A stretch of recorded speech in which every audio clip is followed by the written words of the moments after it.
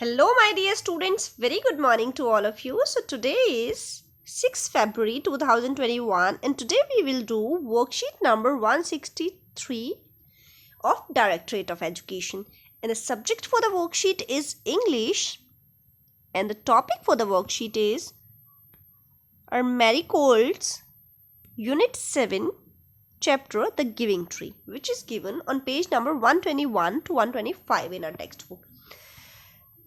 But before starting the worksheet, the thing we should keep in mind is that to keep ourselves, our family, our country and the world safe from the spread of coronavirus, we should always wear mask while going out, keep maintaining physical distance of 2 yards or 6 feet, use sanitizer wherever it is necessary, and always wearing mask while going outside and washing our hands properly with soap and water. Sorry for the repetition.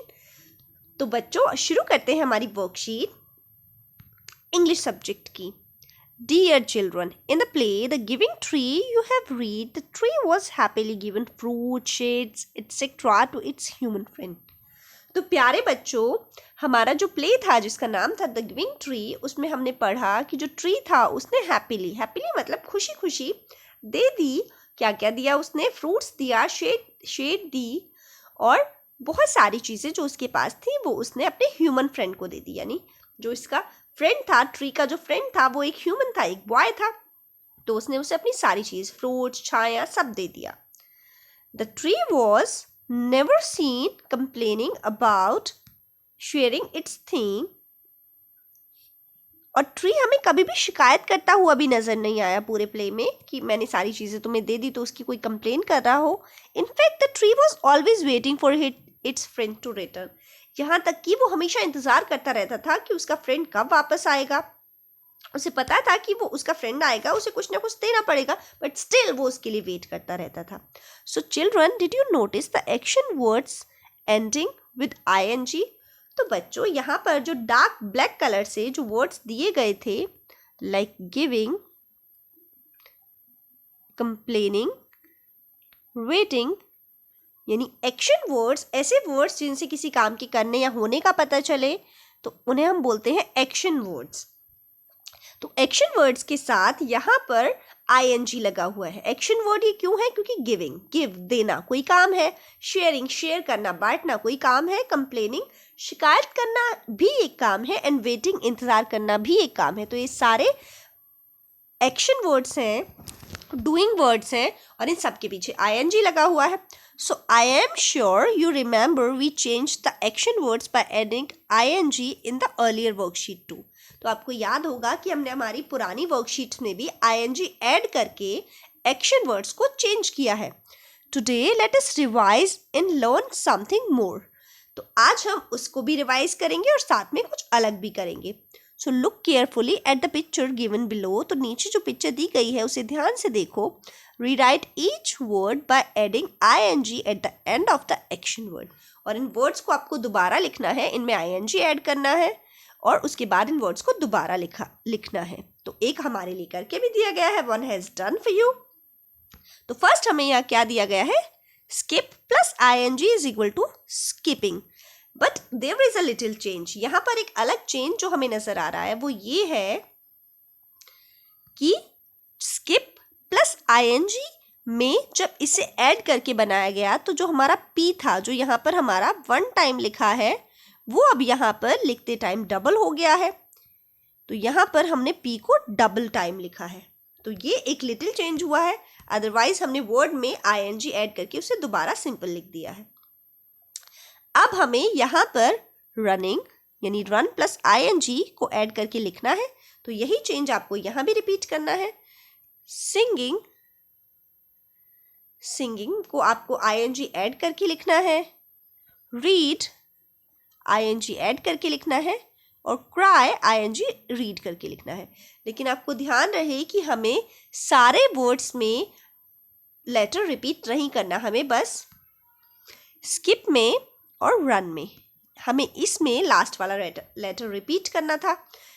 अब वो last वाला letter जो हमने repeat किया है, सो अभी आपको करना है. And after that we will discuss कि हमें किन ऐसी सिचुएशंस में लास्ट लेटर को रिपीट करना होता है। तो अभी हम पहले वर्कशीट फिनिश करेंगे और उसके बाद हम जब इस वर्कशीट को करेंगे, इसे पहली वर्कशीट करेंगे, साथ ही हम अपने वर्कबुक का पेज नंबर 96 करेंगे। देन उसके बाद हम डिस्कस करेंगे और हम खुद इस कंक्लूजन पर पहुंचेंगे कि हम लास्ट लेटर को रिपीट किस सिचुएशन में करते हैं। So do you know that when we add ing at the end of an action word, the action word becomes continuous? तो क्या आप जानते हो जब किसी भी एक्शन वर्ड के लास्ट में ing अगर हम ऐड कर देते हैं तो एक्शन वर्ड कंटिन्यूस हो जाता है। कंटिन्यूस का मतलब है कि कोई काम लगातार हो रहा है। अब जैसे अगर मैं बोलूं कि मैं वहां गई, गो मतलब जाना होता है, लेकिन अगर मैं बोलूं कि आई एम गोइंग यानी मैं अभी जा रही हूं, I am on the way, इसका मतलब तो यही हुआ, गोइंग मतलब जा रही हूं यानी काम अभी चल रहा है। ऐसे ही राइट मतलब होता है लिखना, लेकिन जब हम राइट में आईएनजी लगा देते हैं तो राइटिंग, आई एम राइटिंग तो मतलब मैं लिख रही हूं, काम अभी कंटिन्यू है। तो आईएनजी लगाने का मतलब होता है कि अभी हमारा एक्शन कंटिन्यू है। This change is called continuous tense, और इस चेंज को हम कंटिन्यूअस टेंस बोलते हैं। And if we add is are before these ing words, then the action words become present continuous tense.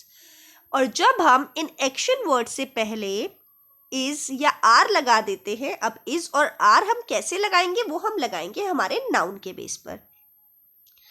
तो noun के बेस पर यानी अगर हमारा जो noun है, noun मतलब नाम वाला शब्द, naming word यानी जैसे boy एक naming word है, अब बॉय एक की बात हो रही है तो उसके साथ हम इज लगाएंगे।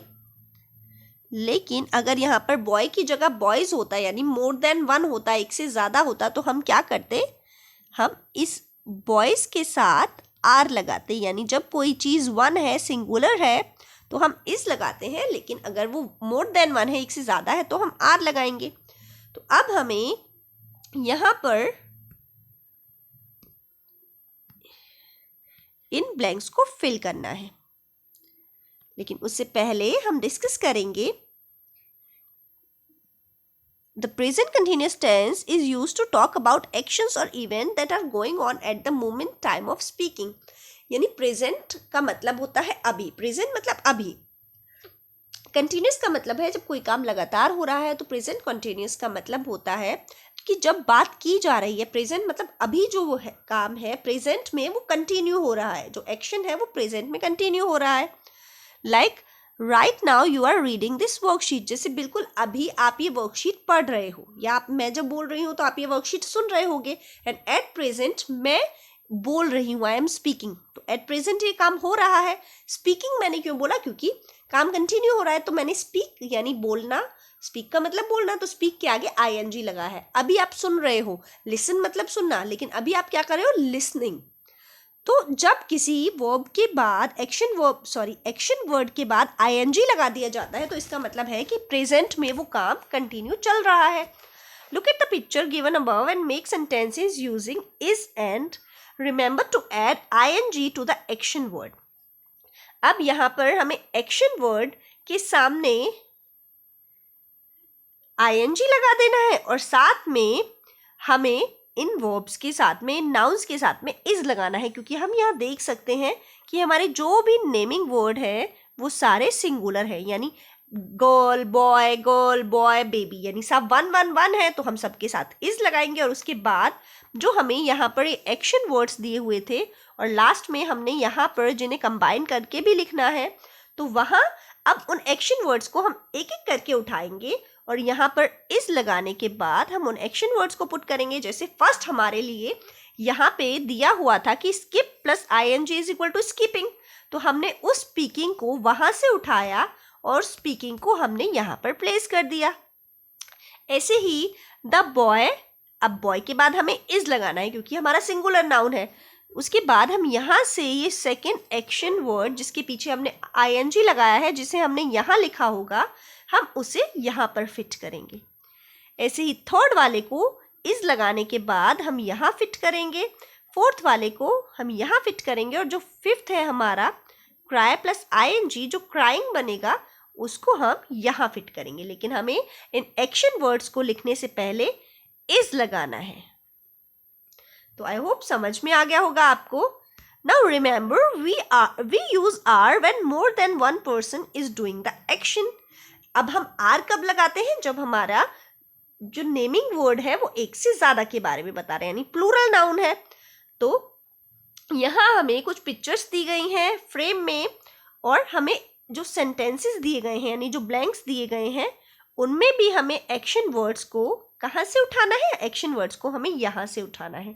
इन एक्शन वर्ड के बाद हमें ing लगाना है, और साथ में यहाँ जो हमें ये नेमिंग वर्ड दिए गए हैं, नेमिंग मतलब चिल्ड्रन, किन्हीं के लिए यूज होता है, किन्हीं ह्यूमन बीइंग के लिए यूज होता है, छोटे बच्चों के लिए यूज होता है। चिल्ड्रन नेमिंग वर्ड है, डॉग्स नेमिंग वर्ड है, लेकिन चिल्ड्रन यानी एक से ज्यादा, क्योंकि एक होता तो हम चाइल्ड बोलते, डॉग्स एक से ज्यादा है क्योंकि एक होता तो हम डॉग बोलते। तो हमें इनके बाद पहले आर लगाना है, क्योंकि हमने इज लगाया था वन जब हमारे पास नाउन दिया था, सिंगुलर नाउन। अब यहाँ पर प्लूरल नाउन है तो हमें आर लगाना है, और आर के बाद हमें यहाँ से एक्शन वर्ड्स को उठाकर इन्हें फिल करना है। जैसे the children are playing football, तो the children are playing football. ऐसे ही the children are cleaning the floor, तो यहाँ पर हेल्पिंग वर्ब हमारे लिए पहले से प्लेस कर रखी है, यानी हेल्पिंग वर्ड्स यहीं से उठाई गई हैं। यहाँ पर इन एक्शन वर्ड्स को यहीं से उठाया गया है, लेकिन बस हमें यहाँ पर अब आर फिक्स करना है। तो some dogs are dash on the road. अब यहाँ पर हमें हेल्पिंग वर्ब यानी आर की जगह भी खाली दी है, और दूसरा ब्लैंक किसके लिए दिया है? हमारे एक्शन वर्ड के लिए। तो डॉग जो है प्ले और क्लीन पहले ही हमारे यहाँ पे फिल हो चुके हैं। तो अब डॉग क्या कर रहा है? रन कर रहा है या फ्लाई कर रहा है? क्या करता है डॉग? दौड़ता है या उड़ता है? तो हमें इस एक्शन वर्ड में ing लगाकर यहाँ पर लिखना है, और उससे पहले हमें आर लगाना है। Let us have some more fun by doing exercise given on page number 96 in our English workbook. अब English workbook में पेज नंबर 96 पे जो हमें वर्कशीट दी गई है हमें वो भी करनी है। और अभिभावकों के लिए हमारा सुझाव है कि वो घर में बताएं बच्चों को कि बिजली बचाने के उपायों को हम कैसे अपना सकते हैं। यानी बिजली बचाने का मतलब होता है बिजली बनाना। अगर या तो हम किसी चीज को बचा सकते हैं या हम किसी चीज को बना सकते हैं। जैसे अगर आपके घर में खाना मम्मी बना के गई है आपके लिए, अब आपको खाना खाना है, लेकिन आपको अपने भाई बहनों को भी खाना खिलाना है, लेकिन वो खाना इतना ही है कि उसे 2 जने ही खा सकें, लेकिन आप 3 भाई बहन हो। तो अब आपको उस सिचुएशन में क्या करना पड़ेगा? या तो आपको खाना बनाना पड़ेगा अपने जो थर्ड वाले सिबलिंग है उसके लिए, यानी तीसरा जो आपका एक भाई या बहन बचा हुआ है उसके लिए आपको खाना बनाना पड़ेगा। या एक और तरीका हो सकता है कि आप दोनों जो खाना खाओगे उसमें से आप खाना बचा सकते हो और तीसरे को दे सकते हो। यानी बनाने की जगह हमने वो चीज बचाई तो उसका यूज हो गया। तो ऐसे ही अगर हम बिजली बना नहीं सकते लेकिन हम बिजली बचा तो सकते हैं, तो जो हमारी बचाई हुई बिजली होगी वो और लोगों के लिए यूज हो जाएगी। तो ऐसे ही हमें बिजली बचाने के उपायों को अपनाना है, तो इससे हम बिजली के साथ अपने पैसे भी बचा सकते हैं। सो ये थी हमारी आज की वर्कशीट नंबर 163। Thank you.